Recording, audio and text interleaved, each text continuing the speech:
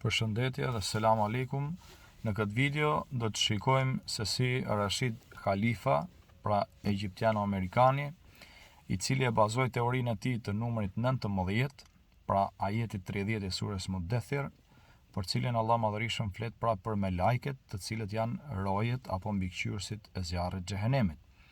Le të shikojmë ajetet kuranore se çfarë thot Allahu i Madhërisht, do të shikojmë disa ajete të tjera se si është rruga e cila duhet ndjekur, dhe pastaj të shikojmë devijimin e Rashid Khalifës dhe pasojat që ka lënë pas.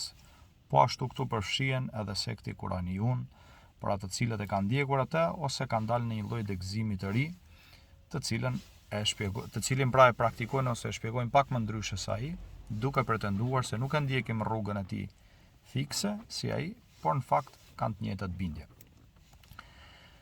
Në surën El Mudaththir, ajeti 19, ajeti 30, thot Allahu i Madhërisht, 19 janë mbikëqyrësit e tij. Pra kjo është baza dhe thelbi ku Rashid Khalifa është kapur. Po le të shikojmë ajetin 31 çfarë thot Allahu i Madhërisht. Ne i bëm mbikëqyrës të zjarrit, veç se melek, numrin e të cilëve e bëm veç si sprov për ata që nuk besojnë, që të binden ata që u është dhënë libri, që besimtarëve të ushtohet edhe më shumë besimi, që ata të cilëve u është dhënë libri dhe besimtarët të mos kenë asnjë dyshim, ndërsa ata të cilët në zemrat e tyre kanë sëmundje dhe jo besimtarët të thonë, çfarë deshi Allahu me këtë shembull? Ja kështu Allahu e le të humbur ata që ai do dhe udhëzon ata që do. Ushtritë e Zotit tënd nuk i di askush përveç ti. Ky lajm është vetëse një kujtim për njerëzit. Pra, Allahu i Madhërisht thotë se po me këtë numër pra të melekëve udhëzon këtë dojë dhe me këtë numër pra len humbje këtë dojë. Kështu që ata të cilët pra e kanë marrë numrin e melekëve pra që është sprov nga Zoti, por dhe është madhështi, sepse Allahu i Madhërisht me sa melek të dëshirojë ruan xhehenemin. Jo me një numër specifik, por në fund videos do të tregojmë dhe arsyeën se si ka ardhur kjo pra, deri këtu që ka zbrit ky ajet. Allahu i Madhërisht thot në surën Furkan ajeti 27. Atë ditë keqbërësit do të hajnë gishtat e tyre, pra të duarve të veta, duke thënë, sikur ta kisha ndjekur rrugën e drejtë me të dërguarin. Po ashtu në ajetin 28, sikur të mos e kisha bërë filanin mik, do të thot njeriu ditën e gjykimit. Dhe ajeti 29, po ashtu i bashkangjitet Rashid Khalifës dhe shumë pasuesve të tij. Ai më ka larguar nga këshilla, nga Kurani, që më kishte ardhur. Në të vërtetë, djalli e braktis gjithmonë njeriu në çastin e nevojës, pra në momentet e fundit. Pra sikur se këtij nuk ju gjet dikush pranë pra, për me udhëzu, pa dyshim që shejtani mallkuar ka deviju, si ata dhe shumë ndjekës të tij. Le të shikojmë se çfarë thot Zoti i Madhërisht në surën Nisa ajeti 41 për këta njerëz. Si do të bëhet kur prej çdo populli të sjellim dëshmitar, pra të sjellin dëshmitar ata, dhe të sjellin ty o Muhammed alayhis salam për dëshmitar mbi të gjithë ata.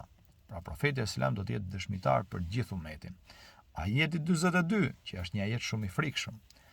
Atë ditë ata që nuk kanë besuar dhe që nuk janë bindur të dërguarit, do të dëshironin të rrafshoheshin me tokën, por Allahut nuk mund t'i fshehin asgjë.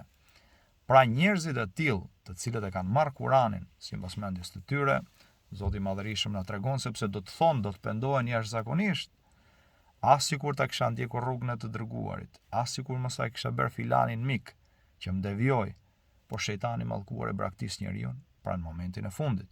Ashtu sikurse edhe kur ka ndodhur pra ajo betejë pra, shejtani mallkuar i ka braktisur pra njerëzit dhe ka ikur. Pra e përmend Allahu i Madhërisht në Kur'an. Një përmbledhje e gjithë kësaj. Në surën Nahl Allahu i Madhërisht thot, të dërguarit i quam me prova të qarta pra, edhe me libra, ndërsa ty o Muhammed alayhis salam ta zbritëm pra për kujtesën Kur'anin me qëllim pra që t'u shpjegosh njerëzve pra ata që të shpallur dhe që ata të mendojnë. Pra Allahu i Madhërisht e ka zbritur Kur'anin, por të dërguarin e ka bërë shpjegues, jo thjesht një shpërndarës i Kur'anit, pra hajtë ta shpërndajmë. Ky është Kur'ani, kështu ka thënë Zoti dhe kaq. Pra nëse do të ishte kështu, atëherë presim dhe shumë Rashid Khalifa të tjerë që të vinë na e shpjegojnë, e të kapen në një ajet tjetër, e me radhë, por Allah i Madhërisëm e ka bërë shpjegues të dërguarin e Allahut, kështu që hym tek pjesa e haditheve mbas shpjegimit të ajetit me ajet. Pika e parë që do të trajtojmë pra mbas këtij ajetit pra rreth përfundimit është sepse Rashid Khalifa e quajti veten pra Resul dhe i dërguar i Zotit. Gjë që dëshmon pra se vula e pejgamberisë që është Muhamedi alayhis salam pra bie poshtë dhe paska dhe të tjerë. Kështu që në këtë rast automatikisht pra ky i veçpalluri i tillë është një besimtar pra një qafir, i cili e çoi veten e tij në humbje.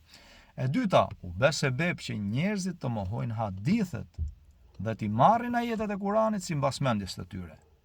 Siç veproi edhe vet ai, pra që të përhapet sekti kuranist. Dhe siç i shikojmë, pra dhe në për live-et pothuajse çdo natë, njerëzit me bindje të tilla. E treta, rreziqet e kësaj ideologjie. Pra krijojnë konfuzion pra në mesin e besimtarëve të rinj, që nuk e njohin mbi bazën, pra nuk njohin bazat e fesë, pasi njohin mirë, dhe këta njerëz po ashtu janë shkak për devijimin e tyre. Dhe promovojnë individualizëm fetar, ku çdo njeri e interpreton Kuranin pra si të dojë, si të dëshirojë ai, pa tradit, pa metodologji dhe pa udhëzim. Pra hat keqen vllai, si ta kuptosh ti, kështu është ajeti, si të duket ty më mirë, po të bësh 2, 3, 4, 5 kuranist, asnjëri nuk e kupton në të njëjtën mënyrë. Pra çdo kush pra ka një ide të vetëm. Pse? Sepse është devijimi i rrugës. Le të shikojmë një pikë tjetër, kjo ndikon në shkëputjen nga ummeti, pra nga bashkësia islame e muslimanëve, dhe rrezikon ndarjen e komunitetit.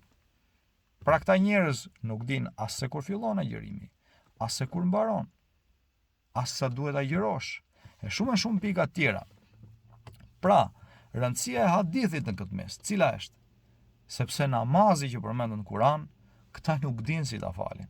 Edhe nëse e falin si mbasmendjes të tyre. Pra e falin pa shpallje nga Zoti, pa shpjegim. Nuk e shpjegojnë dot sa rekate ka, çfarë janë rekate, çfarë duhet thënë në këto rekate, si fillojnë këto rekate, si është forma e tyre, si mbaron.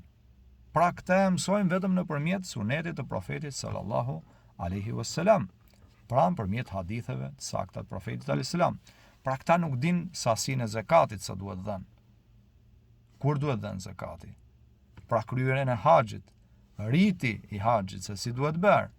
Pra të gjitha këto e kanë bazën në Kur'an, por formën dhe detajet Allah i Madhërisëm ja ka lënë profetit sallallahu alaihi wasallam. Po ashtu këta nuk kanë siguri se ky Kur'an është ai i cili ka zbritur Zoti. Sepse nuk kanë asnjë lloj trashëgimie, pra si ka ardhur deri në duart e tyre. Dhe marrin një Kur'an i cili është i botuar pra në një shtyp shkronjë. Dhe vetëm se aty thotë ky është i zbritur nga Allahu. Po çish mund të argumentojnë?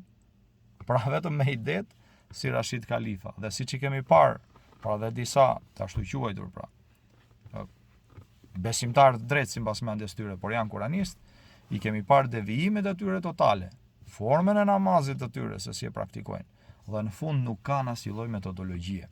Pra po të shikojmë Rashid Khalifën në këtë rast, po kjo teori e tij e numrit 19 me lajkeve, pra, rojet e xhehenemit.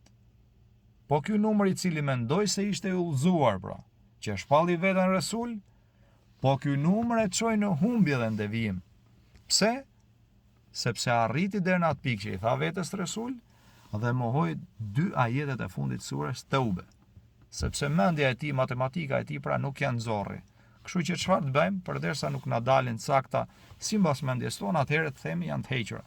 Vaq më tepër ka ngritur akuzë ndaj Uthmanit radhiyallahu anhu, pra sikurse ai i ka shtuar në Kur'an këto ajete. Prandaj, kjo vlen për të gjithë ata lloje Rashid Khalifash, por dhe për gjithë ata që janë kuraniun, pra në çdo lloj forme të ndryshme, sepse nuk kanë të njëjtat bindje të gjithë. Pra i kemi vënë edhe për live që njëri e mohon tjetrin, pra, ose njëri akuzon tjetrin. Pra kjo është një thirrje, një këshillim për gjithë ata, që të kthehen dhe të pendohen tek Allahu i Madhërisëm.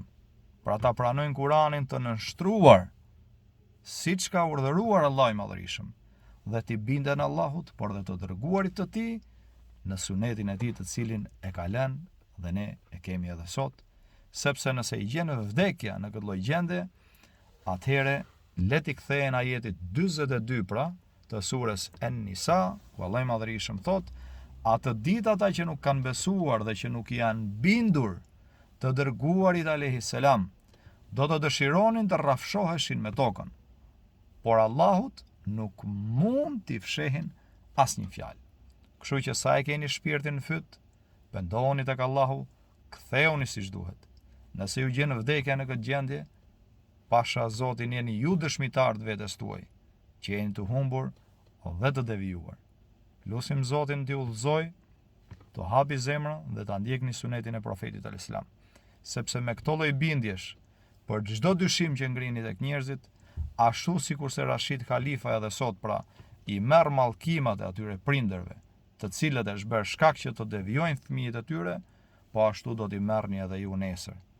Ashtu sikurse për hapjen e devijimeve që njerëzit e bëjnë me mendjen e tyre, duke ju ndjek juve, pa dyshim këtë gjuna do ta merrni edhe ju. Sa të jeni gjallë, edhe kur të vdisni dhe kur dilni para Zotit botrave, pra në ditën e gjykimit për dhënë llogari. Dhe ajeti 42 është ajeti i cili në të vërtetë duhet t'u arrënqethi zemrën. Allah ju rit gjithëve, edhe inshallah bën dobi kjo video dhe kjo këshill për gjithë ne, dhe Zoti t'ju udhëzojë gjithë. Asalamu alaykum, dhe kujdes nga rrugët e devijimit dhe të devijuar.